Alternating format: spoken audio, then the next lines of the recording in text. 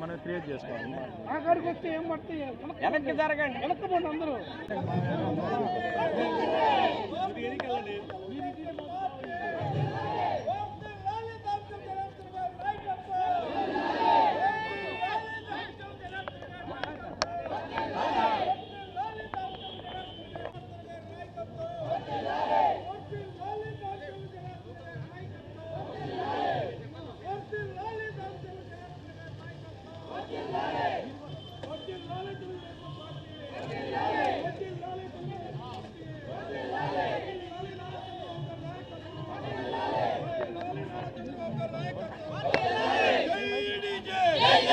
Ongole assembly నియోజకవర్గ Telugu Desam party నాయకులకి, కార్యకర్తలకి, అభిమానులకి, జనసేన నాయకులకి, కార్యకర్తలకి, జన సైనికులు అందరికీ కూడా ఇవాళ ఇంతకంటే మంచి రోజు మనకి ఏమీ లేదు. మాఘ పౌర్ణమి.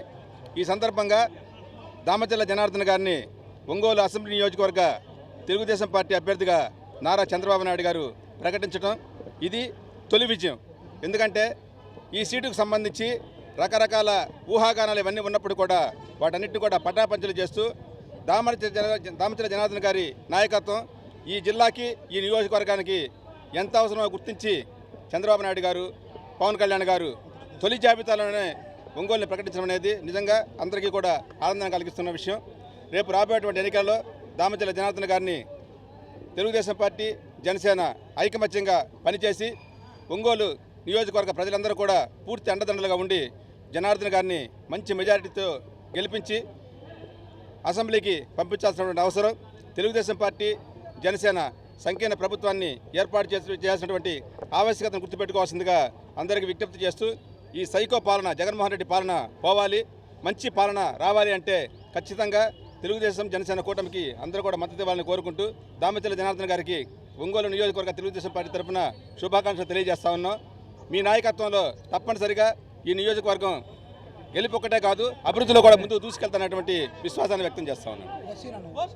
ఒంగోలు అసెంబ్లీ నియోజకవర్గ తెలుగుదేశం పార్టీ అభ్యర్థిగా మాజీ శాసనసభ్యులు శ్రీ దామచర్ల జనార్దన్ గారి మీద ఉన్నటువంటి అచంచలమైన విశ్వాసంతో నారా చంద్రబాబు నాయుడు గారు మా జాతీయ అధ్యక్షులు ఈరోజు వారి పేరుని ఒంగోలు అసెంబ్లీ ఎన్నికల్లో ప్రకటించడం మా కార్యకర్తలకు అందరికీ చాలా ఊపుని ఉత్తేజాన్ని ఇచ్చేటటువంటి అంశం.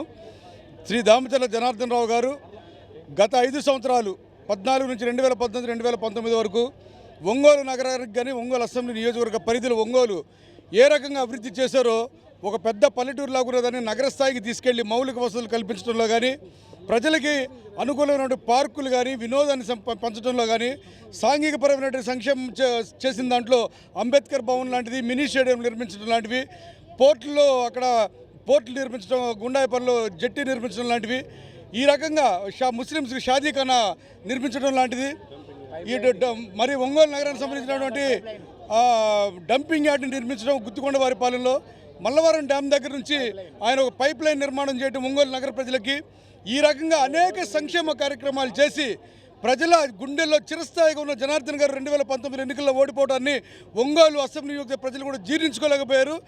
ఈ అంశాన్ని పసిగట్టినటువంటి మా నాయకులు శ్రీ నారా చంద్రబాబు నాయుడు గారు ఈరోజు తెలుగుదేశం పార్టీ జనసేన ఉమ్మడి అభ్యర్థిగా తిరిగి దామచర్ల జనార్దన్ గారిని ఇక్కడ ప్రకటించడం మా అందరికీ చాలా సంతోషంగా ఉంది. నగర ప్రజలందరూ కూడా, అసెంబ్లీ నియోజకవర్గ ప్రజలందరూ కూడా దీన్ని ఆమోదిస్తూ వారికి తప్పకుండా అఖండమైనటువంటి మెజారిటీని మీరందరూ కట్టబెట్టి ఈ అభివృద్ధిని కొనసాగించుకుందామని చెప్పి అసెంబ్లీ నియోజకవర్గ ప్రజలందరికీ కూడా విజ్ఞప్తి చేస్తా ఉన్నాం తెలుగుదేశం పార్టీ తరఫున.